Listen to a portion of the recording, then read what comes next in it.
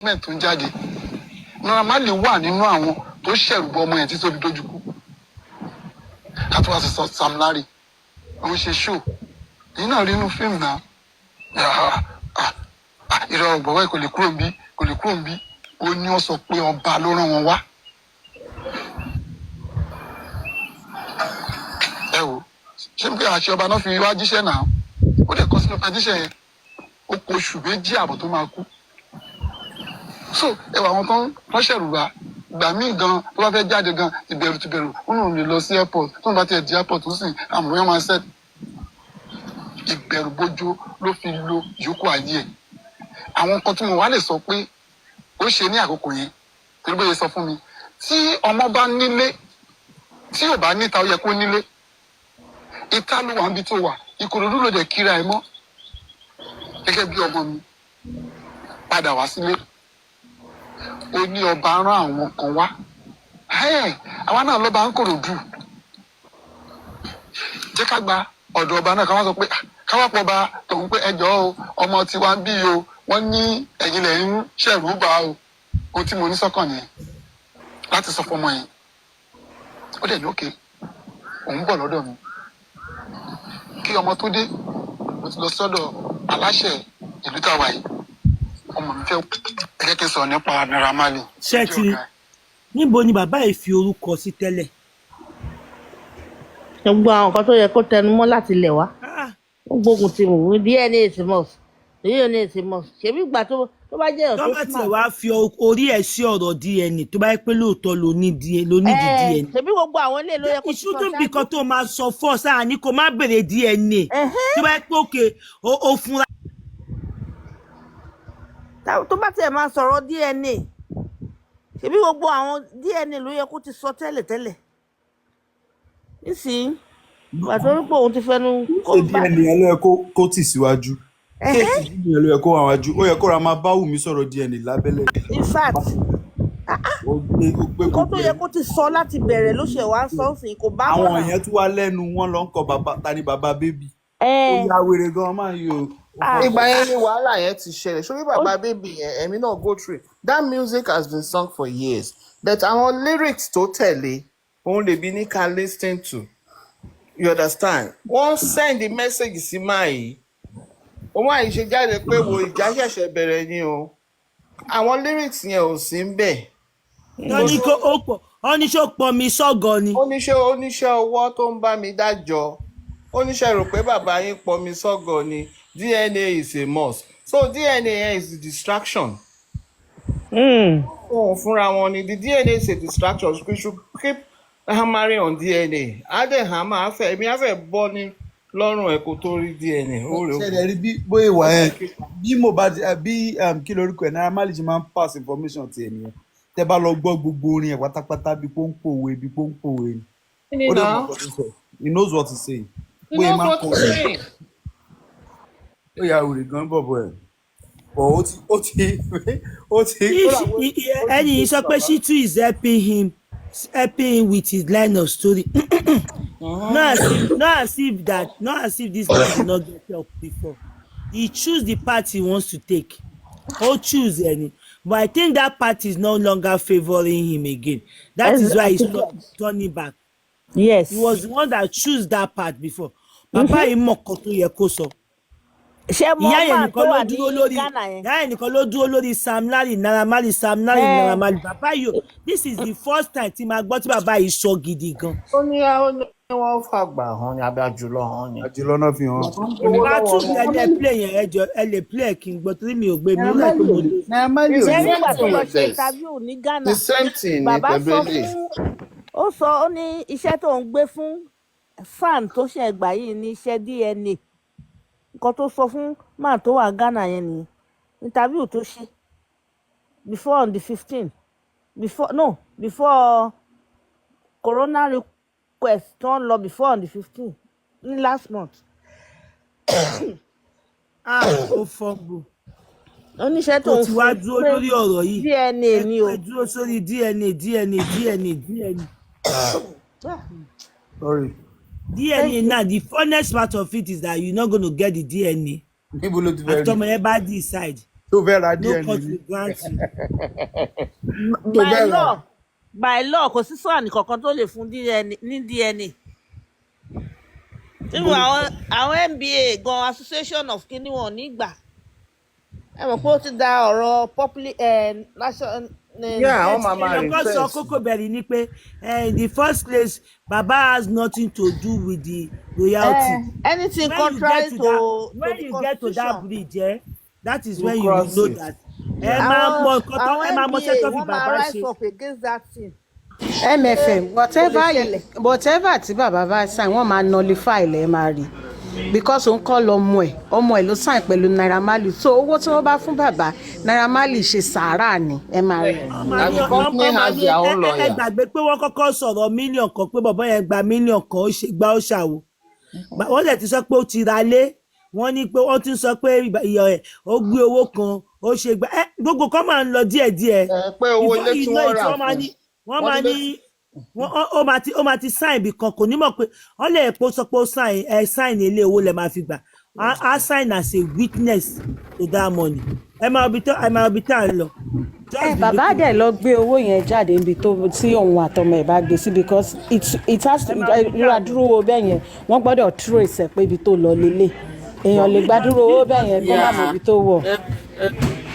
Okay, there's another one Timothy come across MFM that they bought a house for him, but the house is not on his name. I don't know how true is it. One promoter kan ló sọ yẹn lórí Facebook. They bought us for who? I don't know if they are referring to Mo.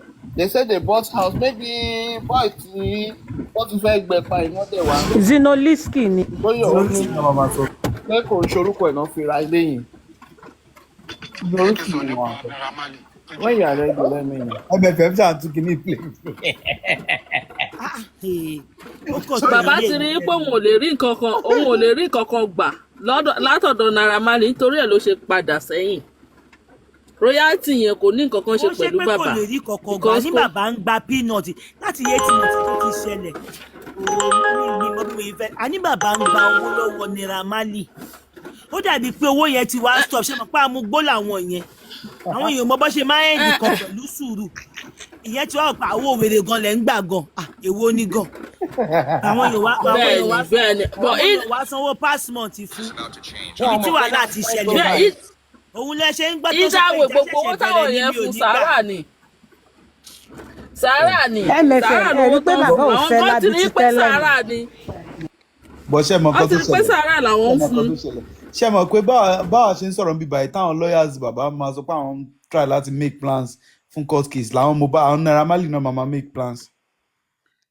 Mo ń sọ fún yín tí Spendi ti rojọ́ ó ti fún Naira Marley soft landing mo ní Papano Prime Boy náà ti ṣe titi ẹ̀ wọ́n ti fún ẹ kúkú máa kúkú ni mo sọ nǹkan tí mo ṣàṣe ń tẹnu mọ́ ni pé tí bá ti ń fi yín jẹ́rìí gbà yẹn kí n má sọ pé ìgbàgbé what's that.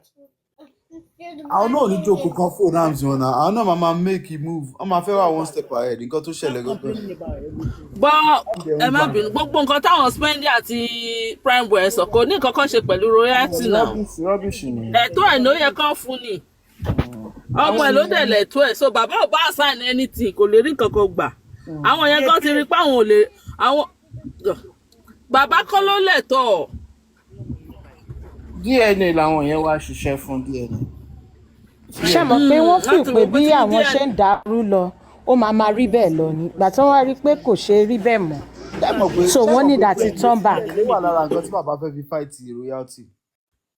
Liam wà lára nǹkan tí bàbá yẹn fi lè gba royalty bó ṣe wà yẹn and of which if àtọ̀ tó bá máa sọ royalty nsìn family Mohbad náà máa san royalty fún nǹkan tó ṣẹlẹ̀ gangan ni ẹ so either way náà. Remember they have a company lawyer. Yes now. That's just it. Ó ní àwọn nǹkan tí mo fẹ́ sọ tí mo ṣáà ń dìmú tí mò ń dìmú torí tí n bá sọ mo máa fún àwọn pípín yẹn ní clear ọwọ́ tán lè gbé gbà fún bẹ́ẹ̀ mo ṣáà ṣe ń dákẹ́ ẹni pé ṣèbí bàbá kọ́ ni kinní kan mo ti gbọ́ má sọ máa wà ń bí báyìí má fún wọn ní clue.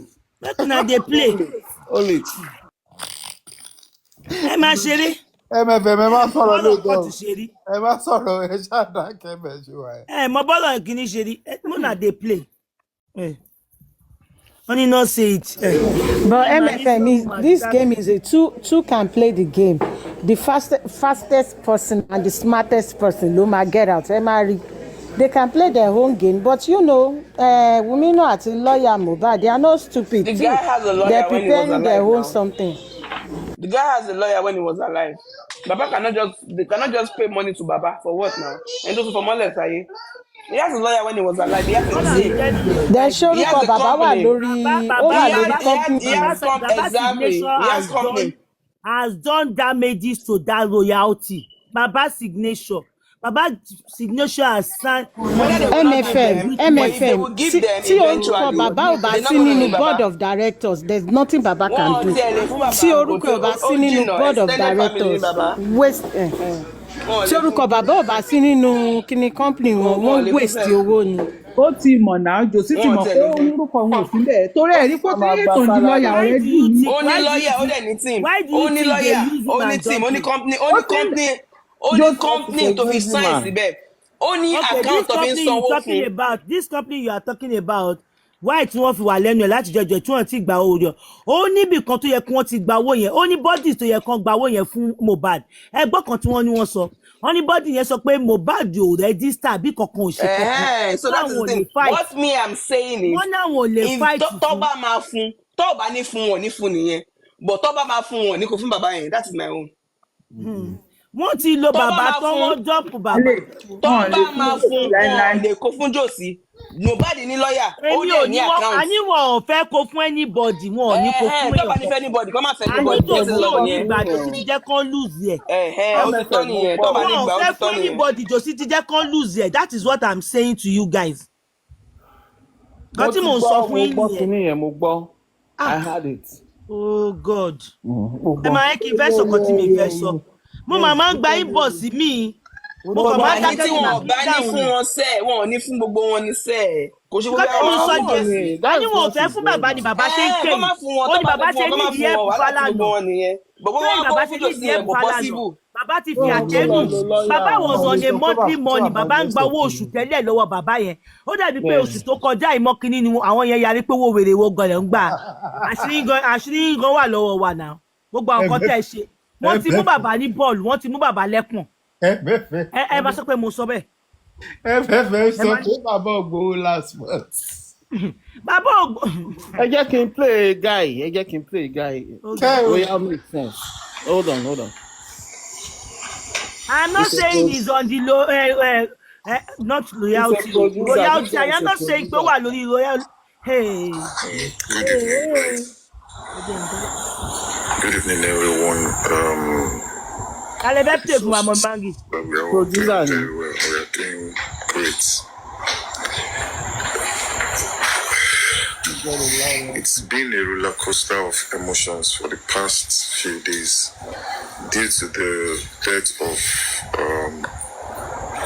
Mohbad, and it has not been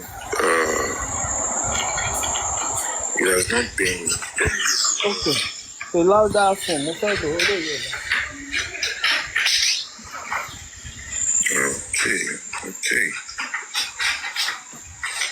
Good evening, guys. Good evening, everyone. I trust that we are all doing very well. We are doing great. It's been a roller coaster of emotions for the past few days due to the death of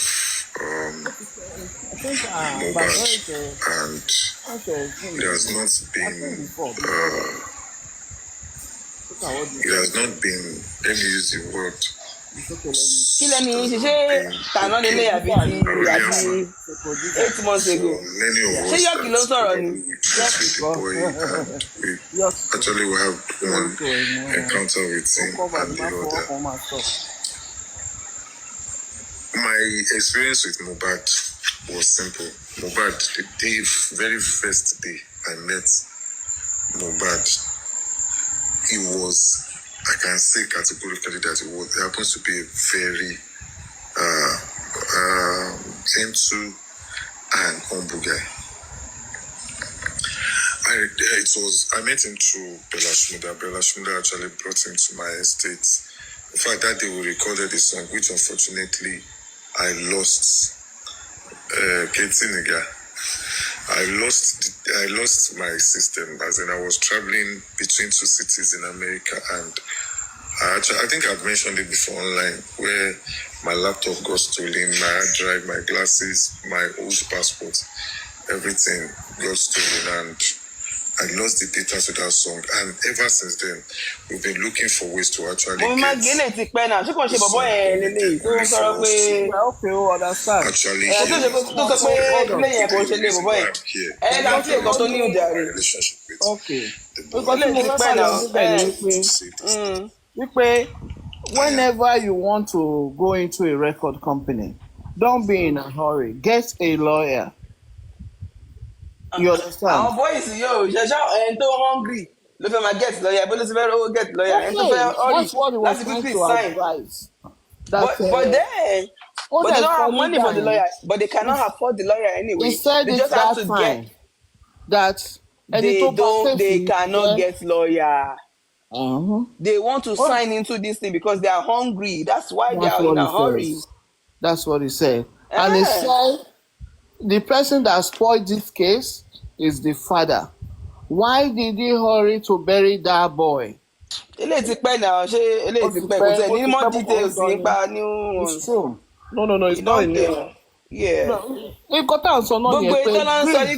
Gbogbo ìtàn sọ pé Zino ipe ọ̀gá ẹ̀ ló ra lé fún kọ́ máa lọ máa rò ó Zino get money o kọ́ máa lọ máa rò pé kinní kan ó tún ṣe sílé kan sẹ́gbẹ̀ẹ́ ilé ọ̀gá ẹ̀ ń sìn kọ́ máa sọ gbogbo yẹn kiri ó wà nínú gbélé tó ń sọ yìí sí with no fact. ó wà nínú ẹ̀ pé létọ́rà forúkọ ẹ̀kọ́ ni. báwo ló ṣe mọ̀ ṣé òun rí ìwé ilé ni. ṣé Zino yẹn look healthy to you ability. Ó lè má look healthy ó lè kú lọ́la ó lè kú ní sísè báyẹn sọ̀rọ̀ yìí but the fact is that he has money and that house he can afford it. That's my own. Look at him, Bolibi. Look at him very well. Do you think he has that kind of money? Yes, he does. Well, I won't argue on that, but they've already let us know that whatever he has is on the record label. Ṣé mo wípé orin ẹ̀ wọ́n gbórin ẹ̀ lọ wo orí kinní sìn ẹ̀ máa rí pé òun ló ń top chart. Ní last week àbí 2 weeks ago orin tó kọ yẹn mi kò listen sí because orin yẹn ò make sense. Ó wà number 2. Orin yẹn wà number 2 ní Apple. Wọ́n dẹ̀ ní pé wọ́n gbọ́ Zino. Zino dey sing now if not because of what happened or predicaments and everything. And tó yẹ pé kíní ti picture Adekunle Gold Tiwa Savage. Bolibi, you're right. Another òun máa bígì ju Mohbad lọ. Ó mọ́ bígì ju Mohbad lọ owó tó ń gbà Mohbad ò gbà o. Na big artist bí Zino o. So gbélé tán sọ pé ọ̀gá ẹ̀ ló nílé kíní kan ọmọ náà wọn nà cap ó ṣe ìṣílé ẹgbẹ́ ilé lọ́dún pé ó yálé ipò ya ilé Naira Marley ni apparently that house na like twin house like ẹgbẹ́ ara wọn. ẹgbẹ́ ìlú wa. báwo la ṣe dọ́dọ̀ sínú nsìn. nǹkan tí mo fi débẹ̀ ni pé máa yí wọ́n advice àwọn. nǹkan tó fẹ́ gbọ́ yìí ṣe máa dọ́dọ̀ Zino náà.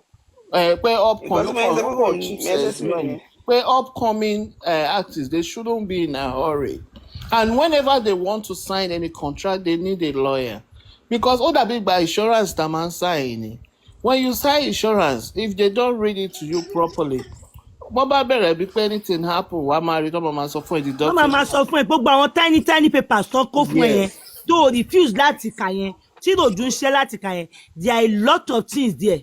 That's exactly that is why what. These people are hungry before you append your signature on everything. They are hungry. Àwọn signature wọn fẹ́ mọ̀. You want a cheaper one. You understand? Tó gbọ́ pé 10 million. Ìwọ tó tẹ tí ní 1,000 gan lápò ẹ̀ wọ́n á gbọ́ pé o tẹ mọ́ orin kan máa fún ẹ 10 million ní first day. Ìwọ náà yìí kò lè rí paper. Jòsí ló gbé wa dé gbogbo ibi tá a wà lé ní ìṣá anyway. Báyìí ti jẹ́ ń fà ẹ̀ lọ́kọ́ wa rẹ̀ bàjẹ́.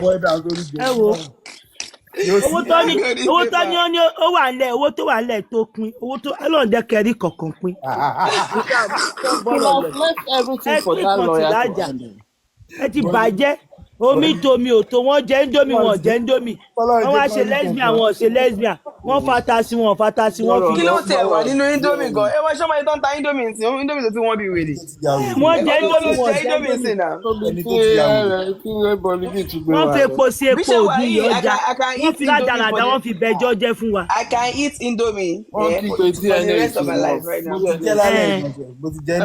mi ìmọ̀ kan tó wà nínú indomie tó yọ̀ lè jẹ́. ọ ti mú ẹjọ́ ti bàjẹ́ fún wa ládàradà ló ń bá kiri ó wá sí tó ń ṣe oníṣọ́rọ̀ lèyí tó ń sọ yẹn ó wá ń sọ wípé kọ́ na wèrè kúrò lórí ọmọ òun tí ọ̀rọ̀ lè tó sọ ojú ẹ̀ fọ́tẹ́lẹ̀ ò mọ̀ kó sọ pé wọ́n na wèrè kúrò lórí ọmọ ẹ̀ ṣé ẹ mú gbá ní ojú yín fọ́tẹ́lẹ̀ ọbẹ̀ yín lójú ṣé ẹ̀ṣẹ̀ sọ̀rọ̀ yẹn lé nìní ẹ mọ̀ kó ní kọ́ na wèrè kúrò lára ọmọ yín ẹni ṣọ́rọ̀ nìyẹn ó ní kọ́ na wèrè kúrò lára bàbá Mohbad ṣó kọ sínú statement ẹ pé wèrè yẹn ní pé kọ́ nà wèrè kúrò lára ọmọ ẹ. kò kọ síbẹ̀ o nínú pẹ̀sìtà kàkó wa ń kọ sí tí ẹ ti bá ẹ ojú ẹ ló máa ṣẹ̀wọ̀n wọn ẹ ò tí ì mọ ẹni. So Naira Marley actually mentioned something like that and you witnessed it and you could not even write it down, you could not even no he mentioned it, I play it here now Bolibi, I played it here, I played the video here, I can still play it again.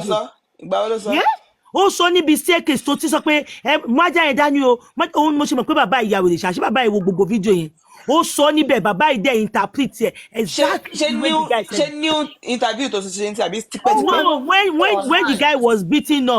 when the guy was beaten up bàbá ìyọ̀rọ̀ yẹn ò ka yín lára ń gbà yín sí ló wá ka yín lára ẹ lọ bẹ̀ ẹ lọ. ó wà bẹ́ẹ̀ jọ yẹn tó jọ yẹ kó lọ wèrè kúrò lára wèrè ó jẹ́ wọ́n máa gẹ́yàn jẹ.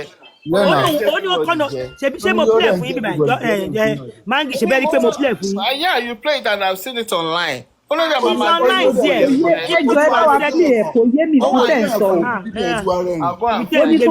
ibi tẹ́ ń gbé mi lọ lálẹ́ ìjìnà. ẹ bá a play ẹjọ mi ò tí ì gbọ́ yìí. láti sí pé bàbá tó ní ó ti rẹ̀ mí o. ó yá kí ló wà nínú kíní tó kọ tí wèrè reply wù mí kí ló kọ. ta ló reply wù mí again. ó wà nínú Sahara report náà tí rí ni. ṣé ẹ̀ṣẹ̀ tún reply mi ni. Bàbá ó ní bàbá reply wù mí. ó ṣe reply kí ni tí Wùmí tó ṣe ní ìjọsí after inquest the next day. a ti kà yẹn ti pẹ́ náà ṣé ìyẹn àbí. a ti gbọ́ yẹn. ó tún kọ Sahara report mi. bàbá ẹsẹ̀ ṣe mí ìpín tó ti wù mí. bàbá òun sọ ní nísìmí o. ó ti fẹ́ máa dà ó sí èrè ni. ọ̀rọ̀ bàbá máa dà mí láàmú. one sentence ẹ máa rí Wùmí. Oh my God. She said, she did, she could. ẹjọ ṣe prime minister ìlú kan ni bàbá ni àbí kí ni bàbá ń ṣe interview. Okay, now eléyìí tí bàbá yìí sọ tó sọ pé suspicious yìí lọ́ọ̀yà yìí ẹni sùn ní ìkọ̀ láìkì kí n máa kàkọ́ ní Instagram ẹ̀ nílé pọ́ọ̀sì ẹ̀ èmi ò láìkì mi máa gbọ́rọ̀ lọ ariwo dẹ̀ pọ̀ bẹ́ẹ̀. Only according to him the cause of death cannot be determined. Ẹ ti gbọ́ ṣé ti gbọ́ lọ́ọ̀yà yẹn. Only and it's suspicious and all that. Have you guys ṣe ti listen? You can pause it now. You can pause it if you want to. Put it on there. No, I cannot pause it o. You can. I swear. Tap it tó máa lọ sí orí reel. Tó bá ti wà lórí reel, ẹ kọ́ tap ẹ̀ ni. It's on reel already. Tẹ bá pause yẹ, ó kàn máa dákẹ́ ni wọ́n máa sọ̀rọ̀ lọ. Wọ́n máa mute ni kò ní pause. Kò ní pause, God bless you. Ó máa sọ̀rọ̀ lọ.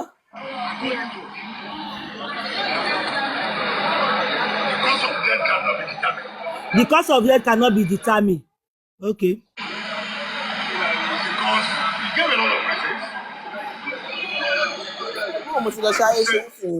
Once you tap it, on my pause, then you play it again if you're ready. You tap it on my pause. Maybe your Samsung don't do that. Only he gave a lot of reason. He said by the time he conducted the test, the body has been decomposed. Now my question is, èmi ò ní ìmọ̀ kan tí mo fẹ́ sọ. Ṣé okay? Nígbà tẹ́ fẹ́ gbé lọ níbí báyìí ṣá bí àwọn débẹ̀ yẹn tán kí kóyìnbó tó wá sọ pé ó wà decompose. Ṣé ẹ mọ̀ kó decompose kẹ́ tó máa kó lọ? Ṣé kò máa já mọ́ yín lọ́wọ́ nígbà tẹ́ ń kó lọ? Ṣé ẹ bèrè pé kò tẹ́ ń kó bọ̀ lélẹ̀? Àbí? I don't understand. Why does it not take you guys 8 months? Kẹ́ tó ẹ̀ ṣe wàá mọ̀ pé ó ti decompose ẹ̀ get result. This thing is not making sense to me o. But bàbá ò jẹ́ ká rí kan sọ.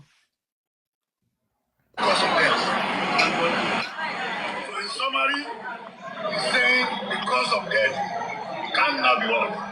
Ascertained. And when you say cause of death cannot be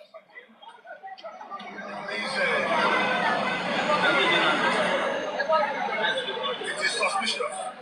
When you say the cause of death cannot be ascertained, it means it is suspicious. It is not clear.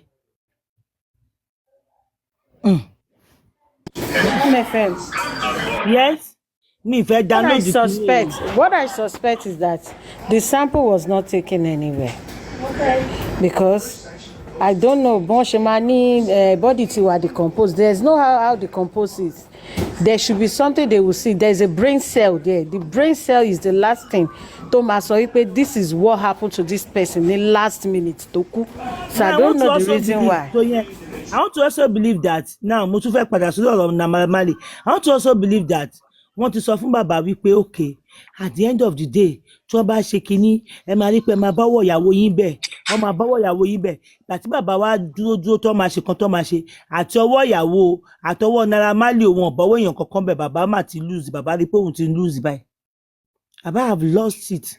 Kò sọ́wọ́ ìyàwó ń bẹ̀, kò sọ́wọ́ Naira Marley ń bẹ̀. Mo dẹ̀ ti gbọ́rọ̀ kúrò lórí ọ̀rọ̀ ẹ má bínú, ẹ kì í understand nǹkan tó sọ pé wọn take sample kan lọ sí abroad láti ṣe kankan. No, any I want to believe me. I cannot really authenticate. No, it's my own opinion. I'm just saying it. I didn't say the result now. They're gonna give it to yeah, they may I don't know. I don't know the company they went into. A doctor is gonna sign it. That's not gonna be allowed. They don't like that like that. Okay, you know what I will do now? I'm gonna download this thing so that we will enjoy it. They don't lie like that in medical because that result you're gonna give it to the family and the family can actually take it to any pathologist. Do you think they I did not say they did not conduct the test. I said maybe they did not take the test to US as they said they took the test sample to US. It's gonna be there. Where they took it to is gonna be there. Everything is gonna be on the result. Everything. But do you think that result can be?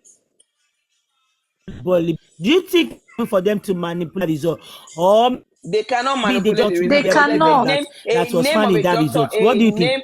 A name of a pathologist is on that result, so it's not possible. Okay, anybody? Do you guys think that result can be manipulated? No. Cherry, it's not possible. they took the sample over to the abroad, like they said, because the president they said was the Batolo Sotoberekete was like they took it abroad. So right? them not getting anything. Okay, why do you think that? Why do you think that the judge refused that result? But who said the judge refused the result? We still need to get the info. Boy, even our Papayano goes. No, only judge the any day should hold on. The judge said they should take it back. That is not clear enough. Yeah, he's not gonna admit that. They have to have a cause of death. I know. I won't say what I did. What everybody keep forgetting is that they ruled in that is why if they say that if the judge, that's why he is a judge or she is a judge, right? And that's why those people are pathologists. That is not aligned. So if they say that if they cannot see something, they cannot see it. They should go and get another person to interpret the result to them. I mean, the result is the result. In charge of the corona inquest, right? The fact and that they send the result if abroad. We are also, this person is coming to interpret the result. Take it easy. What I'm pushing outside here now, what I'm saying is that if we ordinary person, that we are not a petitioner and we are not a judge, if we are doubting it, that means we are not. I think we are not still. I'm not doubting it. Because as far as I'm concerned, I'm not doubting it. I'm doubting it. If the judge can be doubting it, that means keep forgetting. It's not a lab. Pathologist not be the lab. I'm doubting it. Wait. The pathologist is only interpreting what the lab did. They took the sample. What the pathologist did was to get the sample out and send it to the lab. Pathologist was not there. So now the lab brought the result. A pathologist is interpreting what the lab did. Pathologist call us lab. Lab is different from a pathologist. They don't work in a lab. I want to share lab auto. So now lab to say result to what pathologist no one interpret the result. It's just like you, like a doctor telling you to go and do a test. When you get the result, you don't know what the result is. Over there, people, Gabriel should do anybody. But a doctor will look at it and see that, oh, something is low in your body. This thing is low in your body. That was what they did. So it's not even the pathologist's fault. All right? He or she, as a pathologist, is interpreting. You are not getting the point. Tell us what is pathologist's fault.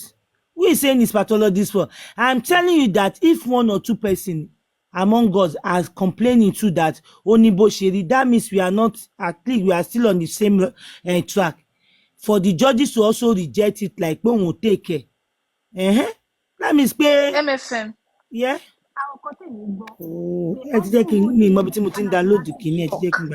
And that could also be a cause of death. And now, what happened is that Kini iton rin sin kò kàn sí one pinpoint, kò sí one. I mean, only ascertain pé nǹkan tó pa lélẹ̀, but there are other things that come in, like this shock that I'm talking about now. So kò ṣe pé wọ́n rí nǹkan kan nínú nǹkan, ṣe bí wọ́n ṣàṣọ nǹkan tó wà nínú system kò lè kú, like nǹkan tí nurse injected sin, they mentioned it that it was there. Nǹkan tí mò ń gbọ́ lẹ́nu ẹni yìí ni mo ṣe ń sọ ẹ̀ mò ń bọ̀ náà. Because èmi tí mo kàn mo ṣá cannot lie to the whole world. I mean to the whole Nigeria. The outcome of that. No, chemicals and all those contents of the injection. If the judge said he is not satisfied with the result they brought to him or her, they can send it back to another lab now. And there are other pathologists and toxicologists there that can do. So just don't send it to anywhere. If you send it to another place, you still maybe to interpret it better. So if they are going to find the same thing, if they are going to do it that way, it will be more clear. Download them. What most of us keep forgetting is that if the body was not another lab prepped. me that hold on. If another lab give them the same results, now they can stand on it that okay, I think that's the result that the first part of no interpret no need this. I think to just interpret it. They already have the result, God soon, you understand. But the interpreter maybe is not interpreting it well or whatever. Maybe they need another person to cross-examine the whatever. I reckon will not be able to continue. Is doing the right job. That might be the issue. But download them, I'll pause. Because as far as I'm concerned, níbi ọ̀rọ̀ pé wọ́n ṣe autopsy, mi ò tí ì rí ọjọ́ tí mi tí ì rí ibi tí USA ti ṣe tán ti ṣe forensic tán ti ṣe chẹ́ẹ̀kì ikú tó pààyàn tí wọ́n á sọ pé àwọn ò rí nǹkan tó pẹ́ nìyẹn. Thank you so much. That's the point. What if the dead is not on every day? You cannot say that. No. You can't say that. You can't say that America or Kiniri. All depend on the situation. All depend on the No. Why do you say she cannot say that? What about a doctor? What about a doctor? She hasn't seen it before. What about a doctor? She's talking about what she has seen and what she has not seen. Somebody dying in front of a doctor and the doctor doesn't even know what killed the person. Polly B, this person is talking about what she has seen and what she have not seen. And you are telling her she cannot say that. She said, I have not seen where US won't see. She's talking about herself that she haven't seen it. There is always a cause of death. Maybe you have seen it. Maybe you haven't seen it. There you. And I'm telling her that it is. You cannot say that. You cannot say there's always. Have you seen? You saying there's always a cause of death is that you have seen all the death and you've known the all cause of death. You can just say that the one that you have seen. No. Maybe the one that she has seen. Maybe the one she has right now. She did not say that. She said there's never a death that doesn't have a cause of death. That's what she just said. No. What she's saying. What she said just now. I'm talking about what she just said right now. What did you say? She said there's never a death. She's talking about her personal experience. And you said, hello? I said that what she just said right now. Did you hear her? Hello? You did not even hear what she said. Okay, let me hear what you just said. There is never a death that doesn't have a cause of death. That was what she just said. Okay, can I hear from you? Hello? Yeah. Let me just. I don't want to. I'm not going to tell. I'm sorry. She has mixed what I said with what Toyin said. In my own part, I know what I'm saying. I know what I'm saying. Damn sir, I know what I'm saying. Tonya just said that there's never a death that doesn't have a cause of death. I know what I'm saying. Let me just chip in this. I work in a hospital. I'm not going to say my position there. But if they brought in somebody and the person die on the spot, they are going to conduct autopsy. They want to know the cause of death. They always do it.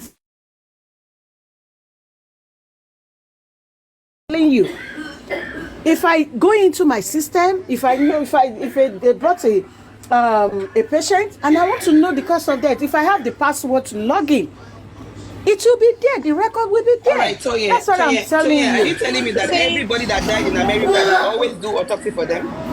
No, if somebody was in the hospital before and they are taking care of him, but maybe that person came with a diabetic, if that person now stop breathing, they will put it in writing. This person was here, this is the treatment they gave, and this is what happened at the last time of his life, and this is the time of death. Can I say Inconclusive, it's not a thing that is new. It's not all the result that you pinpoint this is what caused the thing, but there will be a list of factors of things that could cause the death at that time. So You in get this what I'm case now, saying? they Definitely. said anaphylactic shock was in the No, case. they didn't mention that. They did not mention that. They did Okay, mention we're going to listen anaphylactic to this shock now is after ruled Godson. in. Godson, can I hear from you so that we can listen to other man? I only want to ask if this is going to be the first time and a result of a toxicology is going to be showing is inconclusive. That's what I No, want to Because know. me no body. no. Okay, you said no. And your No, name. I've It never heard always of shows that. though. No. It always shows inconclusive. And we even Googled it the other day that if something like this happen, it can always show that. It's not every Bolly B, time they do autopsy that you get the result. if It's not if every they time. did the first round and it's inconclusive, they will go into the bone marrow, they will aspirate the liquid, and they will still get something. And there is something called brain cell. The brain cell will tell what happened at the last minute of how that person died. The bone marrow was the thing they used for this case we're speaking about right now. So it wasn't just like they just cut off the liver and the lungs and everything. The bone marrow was used for this case. Yes, my lord. Well, I don't know how inconclusive to is argue You're not saying about that the that. I don't know. pathologist, are you saying that the pathologist as in doesn't know what they are doing? I don't understand. I did not say the pathologist because he's not gonna risk his own license too. But Because I can't MFM was like, pinpoint. maybe the person did not interpret the No, results well. that person, no. Interpreting results is the easiest thing for a pathologist. Interpreting the No, results. is there anyone that is above a mistake? No, Is there anyone they that don't is do such above a mistake. mistake? No, not this kind of mistake. No, So not this kind. why Not did like the judge interpreting reject it? results. Why They is he saying cannot do that? mistake. Why No, don't you reject it? they Why cannot did do you mistake reject in it? interpreting results. A pathologist, especially the one that they will use for this inquest, for this Okay, case when the in judge Lagos, in rejected it, Nigeria, what is he cannot expecting? make mistake When to the judge interpret any rejected it, results. what I will does he not want? even agree. What I will does not he agree. want? Maybe When Not the judge satisfied. The reason rejected it, I what think the does he reason want? why What is he looking for further? What is he further looking for? You understand? When the judge rejected it, that is not going to accept that result. Kí ló ń wá? Ṣó fẹ́ kán lọ túnṣe ni? Ṣó fẹ́ ó need another interpreter ni? Satisfied because of the kind of case we have at hand. at the end So of what the is he day, looking for in a nutshell? And What does he want? them to arrive to a conclusion because there are a list of factors That means he knew they should be able to arrive to a conclusion. Myself and you were not at the inquest, but what I heard was that anaphylactic shock. I am not saying I am at the inquest. Yeah, I am not saying I am at the inquest. If that judge could say that òun ò gbà, òun ò accept it, that means there is expecting something better. And I'm saying that a judge is not a pathologist. His own work is to be a Because judge. this shouldn't be His the first job case is that not a he will be pathologist. He treating. doesn't. This shouldn't be the first case that he's treating. No, that So judge for doesn't him to even have know said anything that, about. That Kokole judge Joko doesn't Kokolo even know Obana. anything about being a pathologist. So he or she cannot even say that what pathologist. Check the If he or she is possible saying outcome that of she should go and do coronavirus. it. There's always a result for any death. Èmi ò mọ̀ o. Kọ́kọ́ ni pé kò sí kankan tó pààyàn. You know, no was satisfied with it. That means he knows they can do better. Even àwọn tó máa sùn gan, tó máa sùn tán ní jí gan, wọ́n máa ṣe, ó sì máa ní nǹkan tó pa Judge is wọ́n. not a pathologist. Iṣẹ́ ẹ̀ ni judge. Ó kọ́ dàbí kí pathologist wa máa sọ wípé Ó dà ìgbà tí ò wá gbà sí kí ló máa ṣe sí. ó kọ́ dàbí kí pathologist ìgbà náà máa tí sọ ò pé gbà sí George kí ló nǹkan máa tó ń ṣe sọ sí what are yẹn they gonna do no about it. a judge saying that a pathologist cannot say that to them is just like a judge telling it's just like a pathologist telling the judge that why will you even be saying all this to all these people, that this is what you're supposed to say. Can a pathologist tell a judge that oh, you're not supposed to say that, this is what you're supposed to say? No, it doesn't work that way. Your profession is your profession. Pathologist's profession is their profession. It's not A a judge cannot tell rejection. She's not just a pathologist what to satisfied. do. No. I think she wants he or she wants something that's more clearer. Exactly. She's not just satisfied, but it's not a rejection in the court. When worse come to the worst, they are going to perform another autopsy or toxicology if it's needed. And at the same time, if that man is not interpreting it the way they want, they get another pathologist as well. Maybe that's what shocked the judge, that how can you tell me there's no cause of death? Okay, Mombo, I'm going to play this thing now. Escapade, are you there? I'm going to play this thing now. Because tí mò ń gbọ́ lọ ló jẹ́ kí n máa sọ̀rọ̀. Ẹ máa gbọ́. Lọ́yà ṣáà ló ń sọ̀rọ̀ yìí àbí judge dẹ̀ ni. Mò ń gbọ́, and he's in court when he was saying it. This shouldn't be their first case. So why did they find this? Why are they not accepting this? Whether accepting or why are they not? I don't understand. Okay, mo ti download here.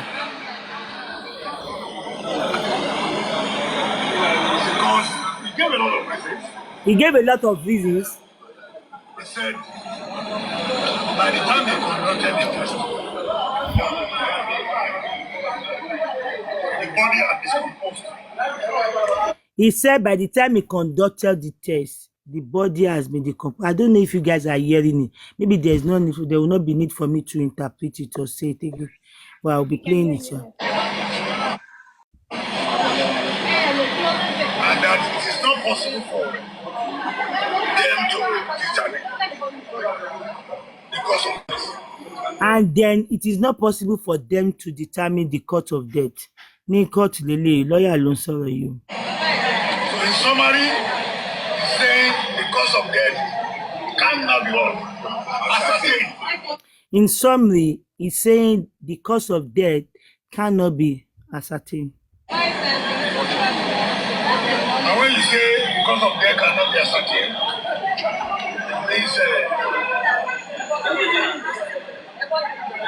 it is suspicious.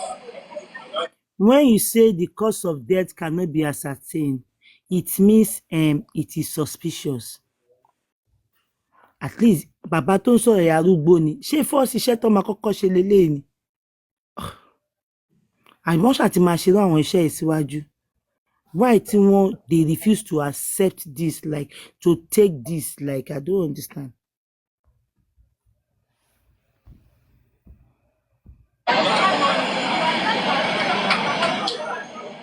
It is not clear. It is not clear. No particular reason.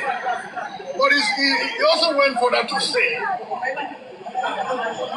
that it may be attributed to reaction to certain drugs administered orally. He also went to say it could maybe attributed to reaction to drugs.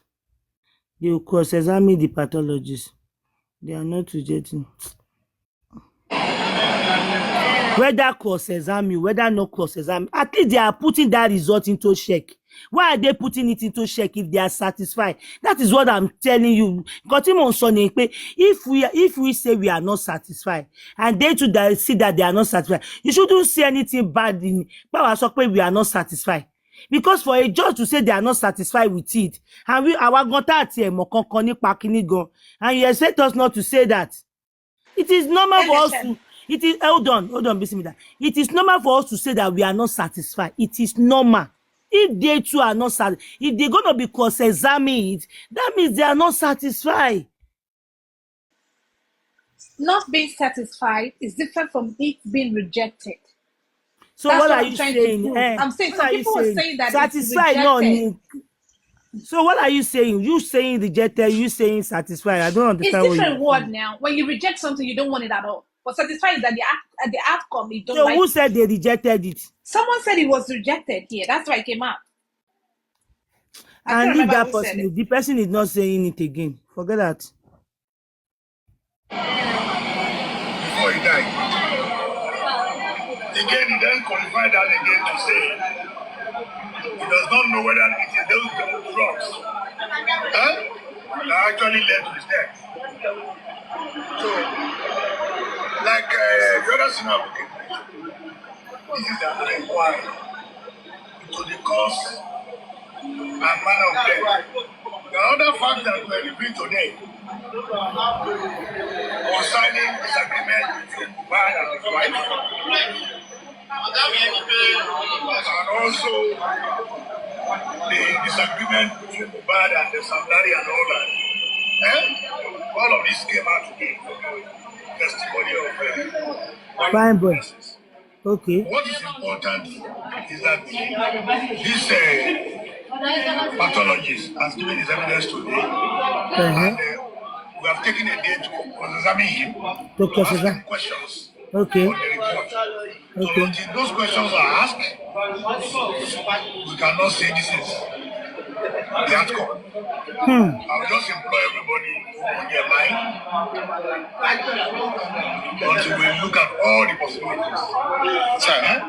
So with the I will advise everybody to open their mind until we look at all the possibilities. Anyway. undefined results, or how do I put it? The doctors, the pathologists saying There cannot be ascertained. don't you think that can spark the public? Don't you think they can react sharply to it? No, the public should not react sharply to this yet. Because the man who gave evidence as the pathologist is an expert. Okay. Don't react until you have Only the public will react. Only the public should not react now. Only because the man who gave an evidence is an expert. So they should not react. That means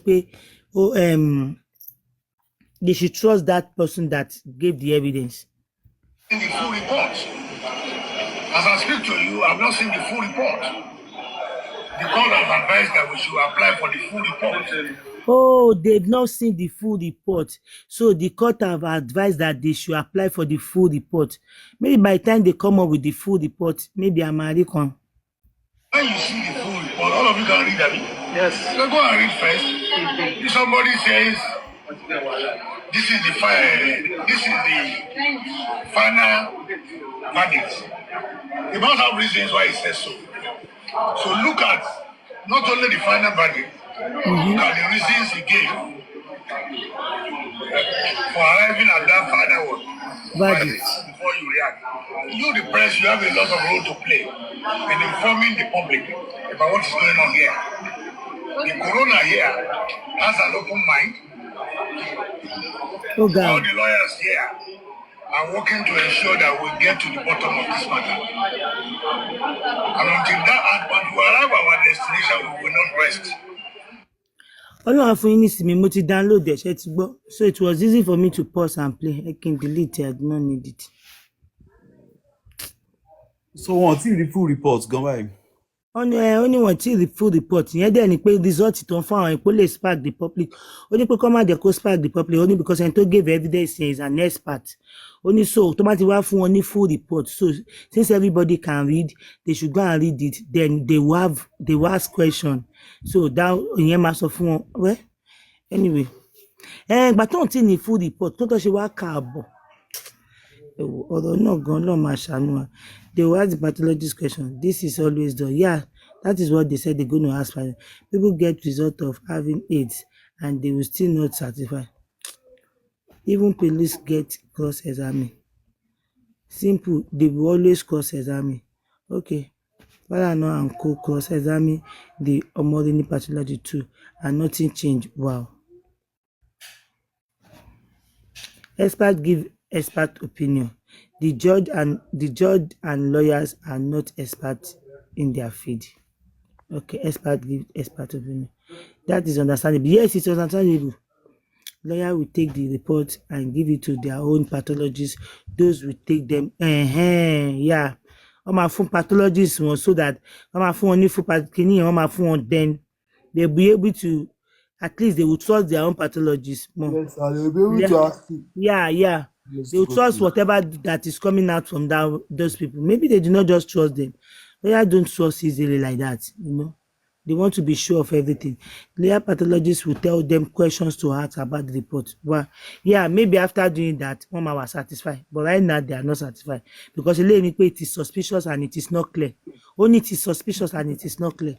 This is a lawyer, be judge in the The pathologist will say the final result. If they not cool, they should go and conduct another one.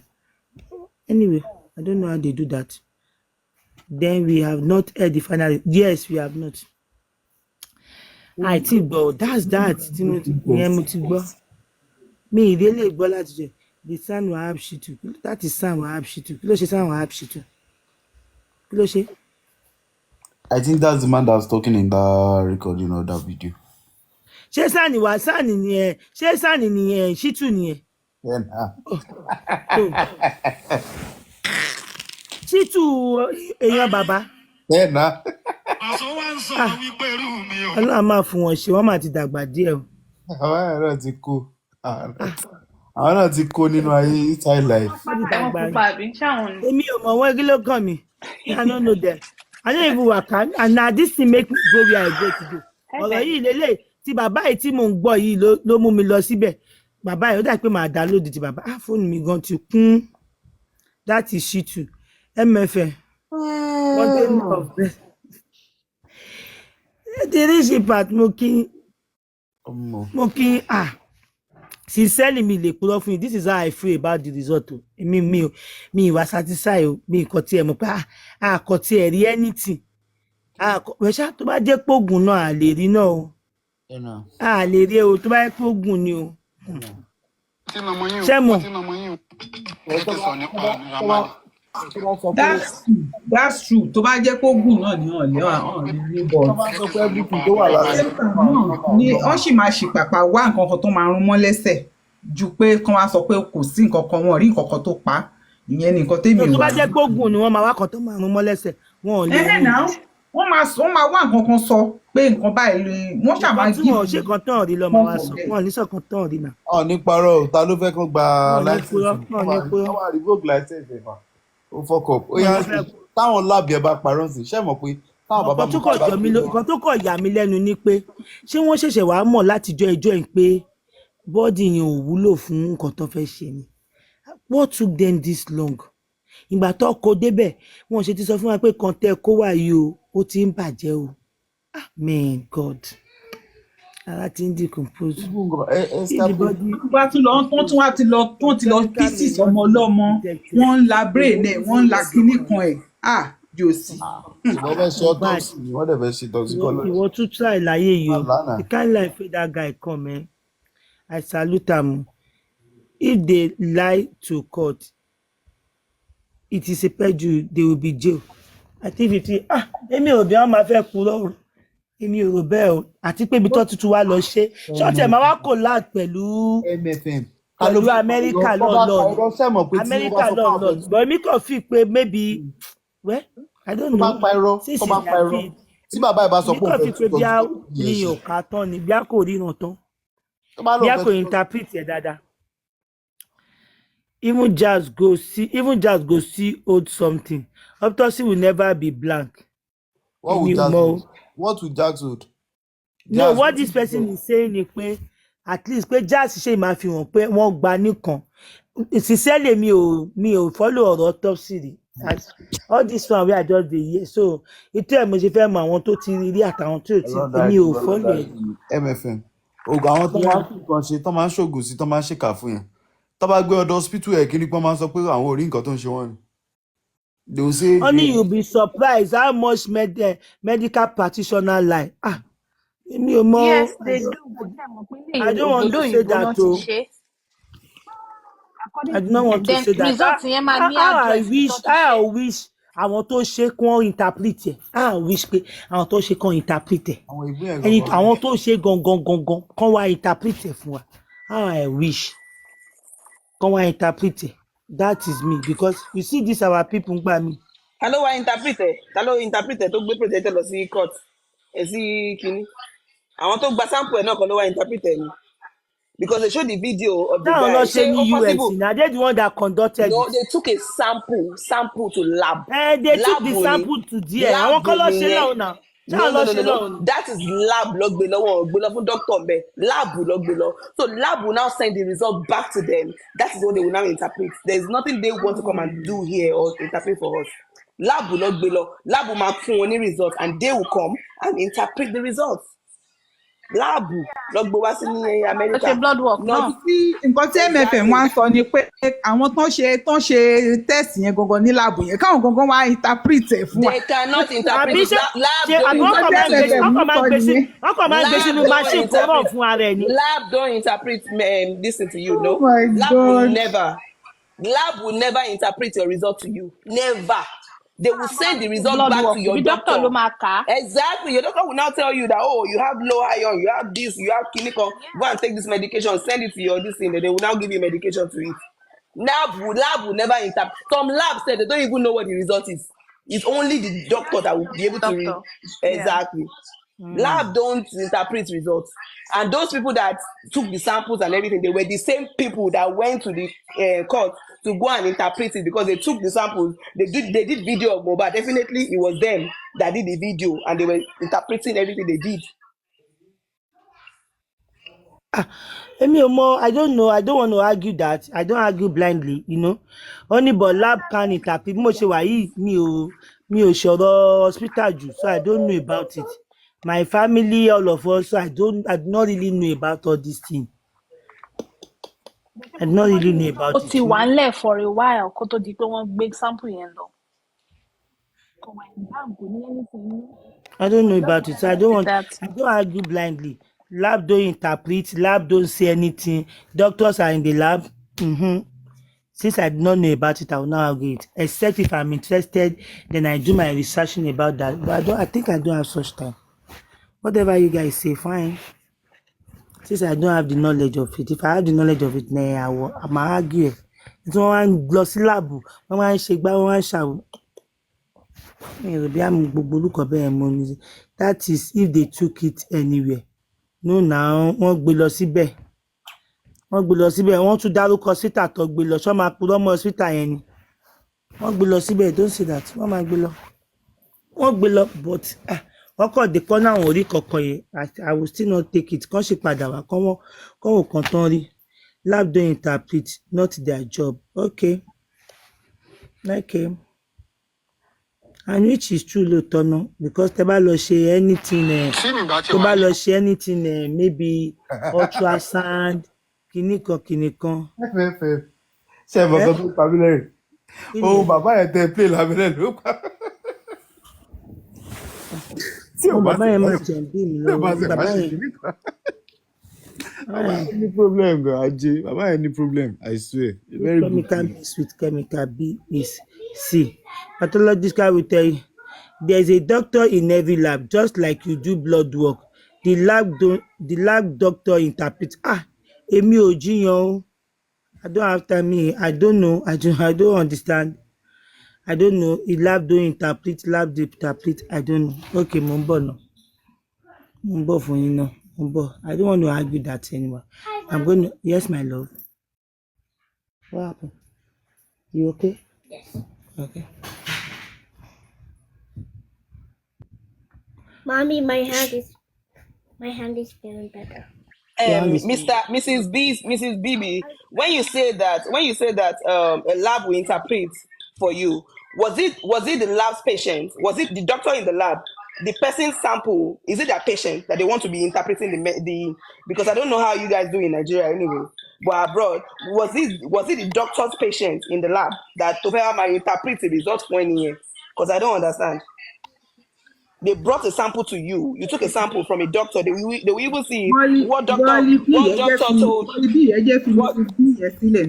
Mrs. BB, yes, sílẹ̀ o. Ara àwọn tí ilẹ̀. Oh, okay, I want you to answer because I don't understand. Ogbe nǹkan lọ sí lab. Doctor lab máa interpret fún ẹ. Ṣé òun ni doctor ẹni? Stop it now, guys. Ṣé tẹ́lẹ̀ tó fẹ́ máa interpret? I mean, come on, this is just common sense. Use your sense now.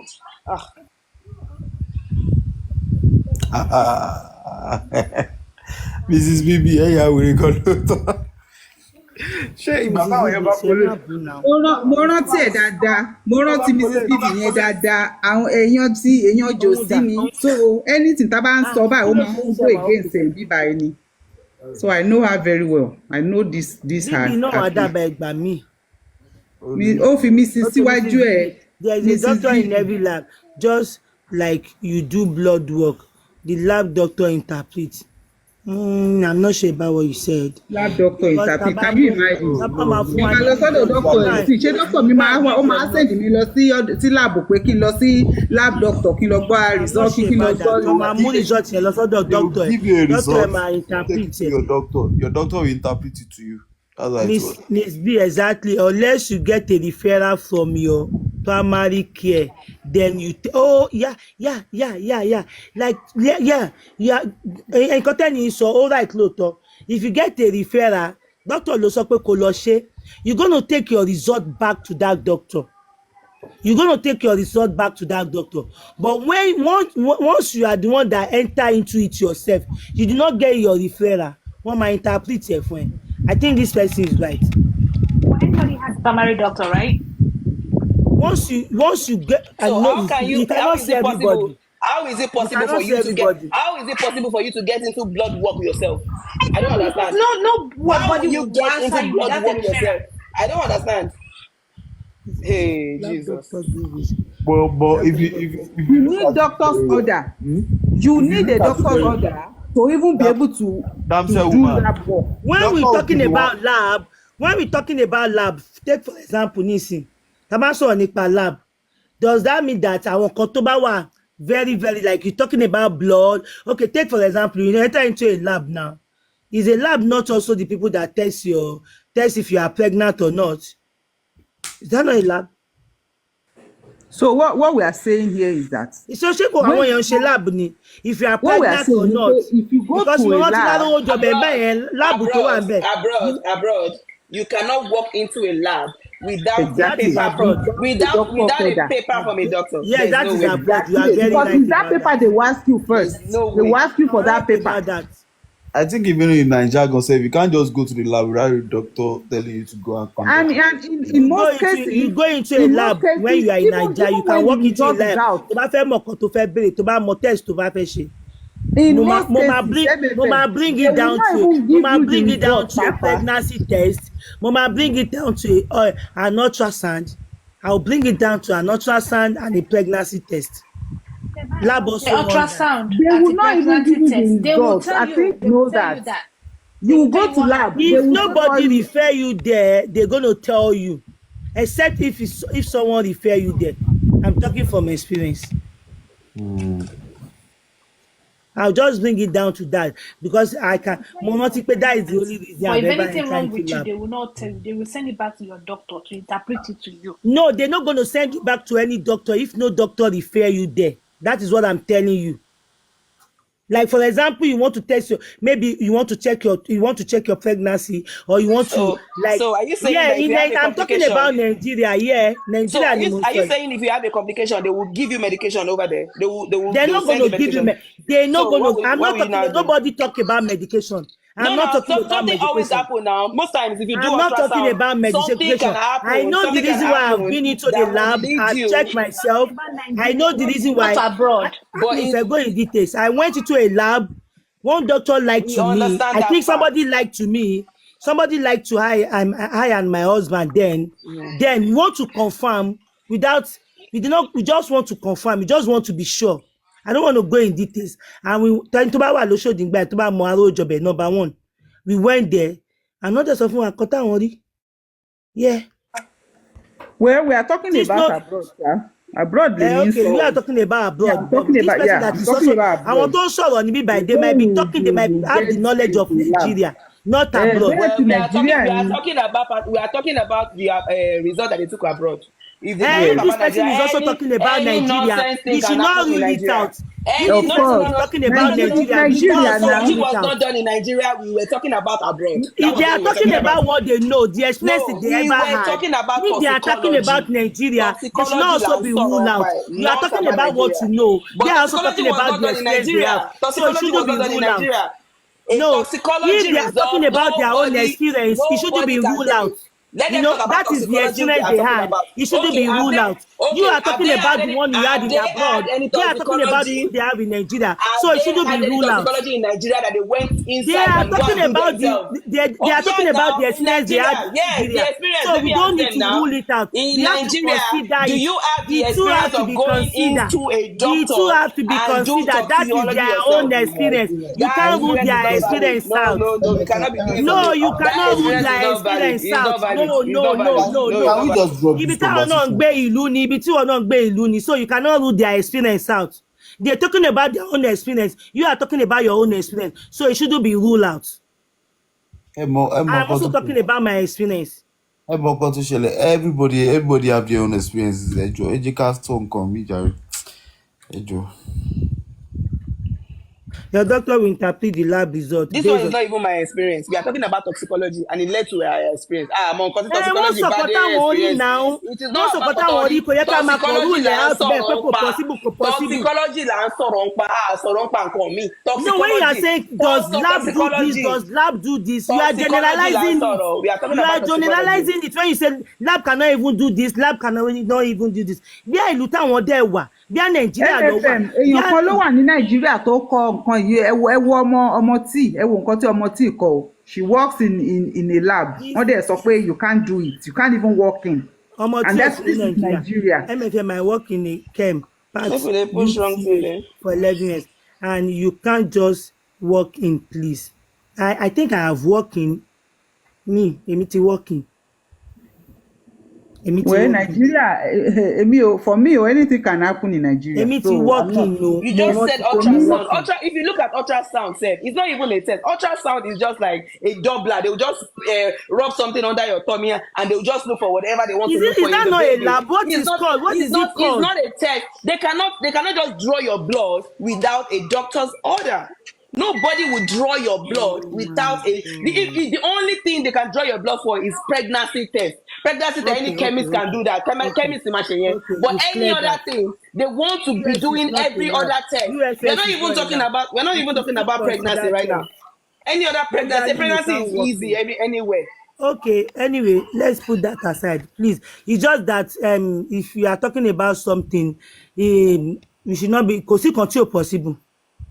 We generalizing it like something is not possible, never possible. Especially in Nigeria. Nigeria is possible. There's nothing that is not possible. Nigeria. Because you know why it's not possible. Why people experience out. If they do a test for you without your doctor and you have a problem, okay, will they send you a medication? That's what I want to know.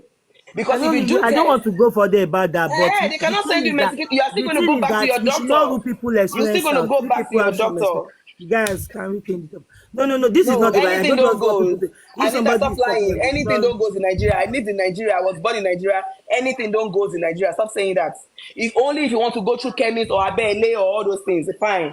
But when you want to go through proper routes, that's what we are still talking about. We are preaching about quack nurses, quack doctors, quack treating. Go to right place. If you go to general hospital, no general hospital will send you to lab and tell the doctor in the lab to give you results. No way, it's not possible. You can order lab.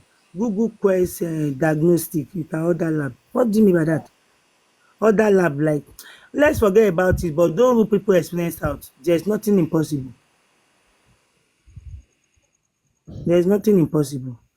Bring me a result from the lab without doctor order. You will repeat that test. Okay. No, you don't. Google it right now. No doctor order, you just pay. No doctor order, you just pay. Where is that? How can you go to Quest without a doctor order? Where? Which state? Only Google it right now. So that does not work. What exactly? What disease? What disease are you even going to check? What do you want to check? Because if you just go there and just want to check pregnancy and other things. Oh yeah. Ẹ ká sọ commit yín ò ní bàjẹ́. Pé gbogbo àwọn tó ń gbórí wọlé ìgbọ́n mi ìfi bẹ́ẹ̀ wá mọ orúkọ yín dáadáa. Àwọn tí jò sí.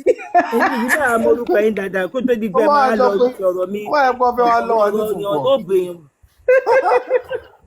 àwọn tí jòsí ti gbó wọlé. First diagnostic, other MFM. pay and go. MFM is very, very, very sensitive. wọ́n ní gbogbo àwọn tó ń gbórí wọlé.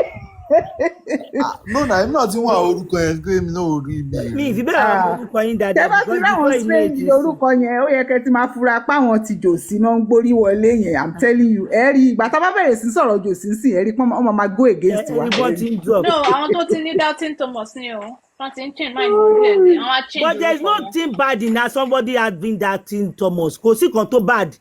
You can think about doubt. Doubt is meant for human being. Láti doubt. You don't force it like, oh, you don't have to have a doubt. Kinikan. No, there's nothing bad in that. Because mo sọ pé àwọn tó fẹ́ convert ni mo ń sọ mi sọ pé Doubting Thomas nǹkan tá à ń sọ. Kò sí kan tó bad nínú pé èèyàn orí kan kò believe ẹ̀. ó lè convert. Kò sí kan tó bad nínú ẹ̀. Jòsí nìkan ló máa padà dá sí òkú ọmọ ẹ̀hún àti Ìyálọ́ládé. Tí yóò bá kọ̀ wá níbì kan tẹ́ bá sọ ilé fún wa tó bá sọ ilé àtẹ̀lé tó bá sọ that means pé gbogbo wa sùn síbì kan náà kọrí síbì kan náà ni tó tọ́ ni tí kò bá tiẹ̀ sẹ́ni tó jẹra wọn lọ́wọ́ wò you know there is nothing bad in that and people's experience cannot be you don't know you don't generalize stuff people's experience are different. Wow. There is nothing bad in that anyway. Tèmi kọ́ rí ni ẹ ká kúrò ń bẹ̀jọ ọ̀tọ̀ kan lèmi kan tèmi tiẹ̀ fẹ́ sọ mí tiẹ̀ mọ́ bí tí ń bá bí mo ṣe débì báyìí gan pàápàá ìmọ̀ mi débẹ̀.